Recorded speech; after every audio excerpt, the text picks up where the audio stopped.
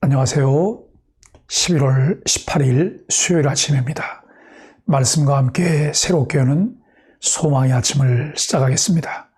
오스왈드 챔버스는 성도의 사명은 자아 실현이 아닌 주님을 나타내는 것이 되어야 한다라고 말을 합니다. 오늘 사도행전 5장 12절로 26절까지 말씀을 본문으로 해서 생명의 말씀을 전하는 자와 막는 자라고 하는 주제로 함께 은혜를 나누려고 합니다. 사도들을 통해 표적과 기사가 많이 일어나니 백성이 칭송하고 신자가 많아집니다. 이에 대제사장들과 사두개인이 시기에 사도들을 투옥합니다. 밤에 주의 사자가 옥문을 열어 사도들을 구하며 생명의 말씀을 전하라 합니다. 성전 맡은 자가 사도들을 다시 잡아오지만 백성이 두려워 강제로 하지 못합니다. 하나님께서는 사도들의 손을 통해 능력을 베푸셨습니다. 사도들을 매개체로 표적과 기사를 나타내신 이유는 그들이 전하는 복음이 참되다는 것을 뒷받침해 주시기 위함이었습니다. 이러한 이적과 기사를 본 백성은 감탄과 칭송을 금하지 못했습니다. 여기서 사용되는 칭송하다의 헬라어는 확실하게 동의하다라는 의미도 포함됩니다. 복음 전도와 함께 하나님의 능력이 나타날 때 기독교에 대한 방관자들도 회심하게 되어지죠. 성령의 역사는 공동체의 거룩함과 직결됩니다. 아나니아와 삽비라의 죽음은 두려운 일이지만 초대교회는 거룩함을 유지하고 다시 강력한 성령의 이끌림에 사로잡힙니다. 사도들의 손을 통해 나타나는 많은 표적과 기사가 그 증거입니다. 표적과 기사는 복음을 효과적으로 전파하는 도구였습니다. 사도들은 학식은 부족했으나 성령의 지혜로 복음을 전하며 성령의 능력으로 놀라운 표적과 기사를 행했습니다. 그리하여 사람들은 사도들의 거룩함과 권위를 감히 무시할 수 없게 되었습니다. 하나님의 뜻에 합당한 공동체는 세상에서도 칭송받고 인정받습니다. 칭찬받는 공동체로 서기 위해 반드시 회복해야 할 것은 거룩한 권능입니다. 교회가 세상으로부터 칭찬받고 권위를 인정받는 비결이 무엇일까요? 우리 소망의 교회 공동체는 세상 사람들에게 어떤 영향을 끼치고 있을까요? 칭송받은 결과는 여전히 많은 사람들이 믿고 주께로 나오게 되었습니다. 사도들의 손을 통해 이루어지는 표적과 기사에 대한 기대감으로 더 많은 예루살렘 사람들이 솔로몬 행각에 모였습니다. 베드로의 그림자가 환자의 몸에 닿으면 병이 나을 거라고 믿을 정도였습니다. 예루살렘 부근 마을에서 온 많은 병자들과 귀신 들린 사람들이 모두 놀라운 치유의 기적을 체험했습니다. 예수님의 사역에서 가르침과 능력의 역사가 함께 어우러져 사람들이 믿음을 갖게 했듯이 사도들의 사역에도 말씀 선포와 능력의 역사가 함께 어우러져 많은 사람이 주 예수님을 믿게 했습니다.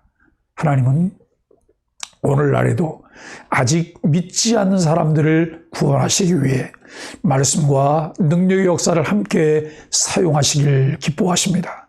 우리는 이 일을 위해 사도들과 예루살렘 성도들과 같이 기도에 전념하고 복음을 담대히 선포해야 합니다. 오늘날도 여전히 기도하고 전도하면 성령의 역사가 일어납니다. 함께 모여 같은 마음으로 기도하고 때를 얻든지 못 얻든지 힘써 복음 전도의 다양한 방법들을 사용해야 합니다. 전도에 미련한 것으로 사람을 구원하길 기뻐하시는 아버지께서 택한 백성들을 모아주실 것입니다.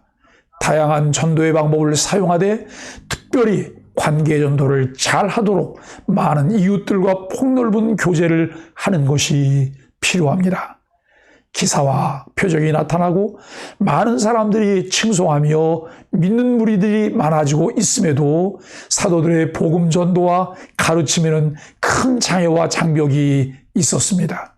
예수 그리스도의 이름으로 능력이 나타나며 많은 사람들이 믿게 되었을 때 대제사장들과 사두개인들이 그들을 시기하였습니다. 특히 사두개인들은 내세를 부인하기에 사도들이 부활 교리를 전하는 것을 싫어해 그들을 잡아 옥에 가두었습니다.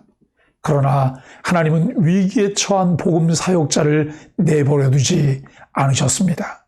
4장과 5장에서 사도들이 체포되어 신문받는 사건이 기록되고 있습니다. 4장의 1차 신문은 체포되어 투옥된 다음날 즉시 진행됩니다. 그러나 5장에 나타나는 2차 신문은 더 복잡합니다. 1차 신문은 베드로와 요한 두 사람이었으나 2차 신문은 두 사도를 포함한 모든 사도들이었습니다. 2차 신문에 기적이 일어났습니다. 신문이 시작되기 전날 밤 주 예수님이 천사를 보내 사도들을 옥에서 나오게 하셨습니다. 주님은 천사를 보내 감옥문을 열고 사도들을 인도해 내시고는 가서 성전에 서서 이 생명의 말씀을 다 백성에게 말하라고 하셨습니다. 사도들은 감옥에서 나와 새벽녘에 성전에 들어가 백성을 가르쳤습니다. 사도들은 전날 체포되었던 바로 그 장소로 돌아와 예수님의 이름을 가르치고 선포하였습니다. 사도들이 성령의 능력을 힘입고 그들에게 주어진 사명에 얼마나 투철했는지를 보여줍니다. 대제사장과 사두개인들은 그러한 사실을 모르고 그들을 신문하기 위해 공회를 소집했습니다. 사내들인 공회가 규모 있게 소집되어 그들의 문제를 다루기 위해 사도들을 소환하도록 사람들을 감옥에 보냈는데 아무도 없었습니다. 간수들은 그 자리를 잘 지키며 보초를 서고 있었지만 아무도 없는 사실에 대해서 설명하거나 알 수 있는 방도가 없었습니다. 이들이 사도들을 가두고 문을 굳게 닫고 보초를 세웠지만 그 모든 것이 헛수고였습니다. 교회가 이미 고백한 것 같이 사도들을 대적하는 대제사장들과 사두개인들이 허사를 경영할 뿐입니다. 하나님께서는 교회가 합심하여 4장에서 기도했던 대로 그들의 위협함을 구워보시고 그들의 계획이 수포로 돌아가게 하셨습니다. 대제사장들과 사두개인, 사내들인 공회원들이 보고를 듣고 몹시 당황해하고 있을 때 예상 밖의 소식을 듣게 됩니다. 누군가 사도들이 성전에 서서 백성들을 가르치고 있다고 알려주었습니다. 성전 경비대장과 부하들은 성전으로 가 사도들을 다시 체포합니다. 그러나 백성들을 두려워하여 폭력을 사용하지 않고 사도들을 공회장으로 데리고 옵니다. 하나님께서 생명의 복음을 전하는 일을 기뻐하시기에 주의 사자를 보내시고 옥문을 열어 그들이 자유롭게 복음을 전하게 하십니다. 복음 사역자들에게 박해와 고난은 고통스럽고 인내를 훈련하는 순간이기도 하지만 다른 한편으로는 하나님의 특별한 기적과 은혜를 경험하는 기회이기도 하다는 것입니다. 부활의 증인으로서 자기 생명을 아끼지 않고 복음 전도에 헌신할 때 하나님이 그를 존귀하게 여기시고 지켜주십니다. 감옥에 갇힌 사도들이 경험한 기적이 무엇이었나요? 하나님이 기뻐하시는 일을 위해 은혜로 문을 열어주시도록 내가 기도하는 영역이 있다면 무엇일까요? 성경은 오직 성령이 너희에게 임하시면 너희가 권능을 받고 예루살렘과 온 유대와 사마리아 땅끝까지 이르러 내 증인이 되리라고 말씀하셨습니다.